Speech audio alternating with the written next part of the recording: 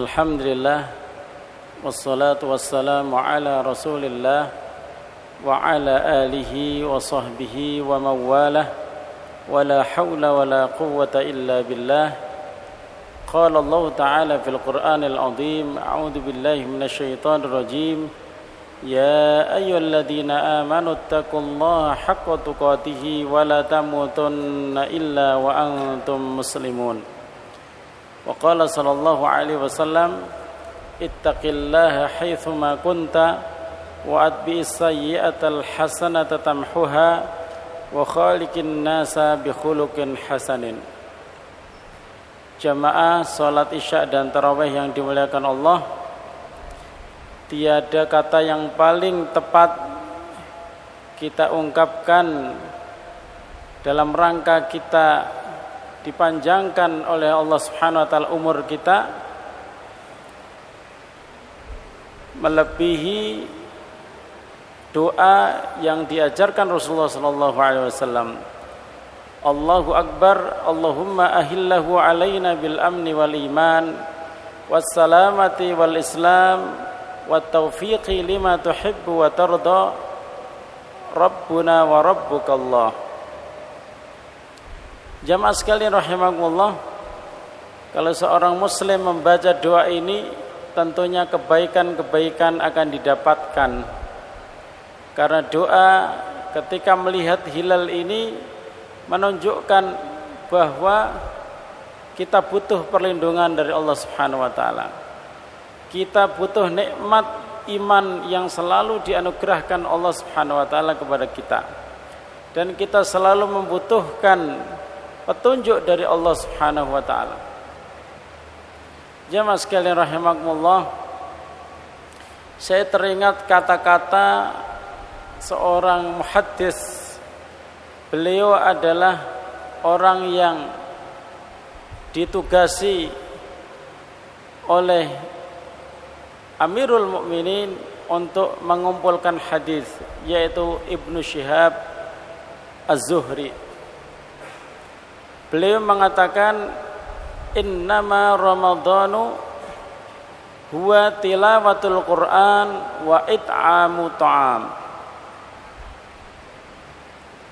Jamaah sekalian rahimakumullah, beliau ingin menegaskan bahwa konsentrasi dari bulan Ramadan itu pada dua ibadah yang besar. Yang pertama adalah tilawatul Quran, yaitu membaca Al-Quran. Makanya tidak heran seandainya para ulama salaf mereka membaca Al-Quran itu melebihi dari hari-hari biasanya. Imam Syafi'i sebagaimana yang diceritakan oleh muridnya Ar-Rabi ibnu Sulaiman. Ar-Rabi ibnu Sulaiman menceritakan gurunya setiap hari bisa khatam 2 kali. Berarti dalam 1 bulan khatamnya itu bisa 60 kali. Ya mas sekalian rahimakumullah, Imam Bukhari juga diceritakan bahwa setiap siang sebelum malam, siangnya di bulan Ramadan itu bisa mengkhatamkan 1 kali, dan malamnya itu setiap 3 hari sekali juga mengkhatamkan Al-Quranul Karim di dalam sholat malamnya setelah tarawih. Artinya setelah tarawih silahkan, kalau seandainya masih bisa sholat setelah kunut bersama imam, silahkan. Kalau menjelang subuh masih ada waktu, silahkan ada sholat malam 2 rakaat. Jadi jangan sampai ada witir 2 kali. Jamaah sekalian rahimakumullah, baik membaca Al-Quran di luar sholat maupun membaca Al-Quran di dalam sholat, tradisi para ulama salaf, mereka tidak hanya kuat membaca Al-Quran di luar sholat dengan mushaf atau dengan hafalan, akan tetapi salah satu keistimewaan ulama salaf itu adalah membaca Al-Quran di dalam sholat. Ini kan luar biasa jamaah sekalian. Jadi seandainya misalnya diriwayatkan oleh seorang sahabat Nabi namanya Syaddad bin Aus bahwa ketika Ubay bin Ka'ab memimpin tarawih di zaman para sahabat, kebanyakan di antara mereka juga adalah orang-orang yang sudah tua, yang sudah renta. Mereka itu berpegangan pada tongkat, karena yang dibaca oleh Ubay bin Ka'ab itu, kalau di dalam riwayatnya Al-Mi'iyyin itu adalah ratusan ayat. Ya mas sekalian rahimakumullah. Jadi ratusan ayat. Kalau yang tertulis di depan 1 sampai 47 saja kita sudah capek begitu. Seandainya misalnya 1 sampai 100 itu kayak apa? Kita memang mengalami yang namanya degradasi iman, ya. Maka perlu kita kuatkan kembali jamaah sekalian rahimakumullah, ketahanan kita dalam membaca Al-Quran tidak hanya di luar sholat, akan tetapi juga ketahanan kita membaca Al-Quran ketika di dalam sholat. Dan para ulama sudah memberikan contoh yang terbaik. Tinggal kita, kalau seandainya tidak bisa menyamai, minimal kita berusaha untuk bisa mendekati kualitas ibadah mereka. Kemudian yang kedua, fokus di bulan Ramadan itu pada ibadah it'amu ta'am, yaitu memberikan makan kepada orang lain. Rasulullah menyediakan pahala yang sangat besar bagi siapapun yang memberikan makanan untuk berbuka bagi orang yang berpuasa. Man fattara shaiman, siapa yang memberi makan orang yang berpuasa, maka falahu ajrus shaim, baginya pahala orang yang berpuasa itu tanpa mengurangi sedikit pun pahala orang yang berpuasa.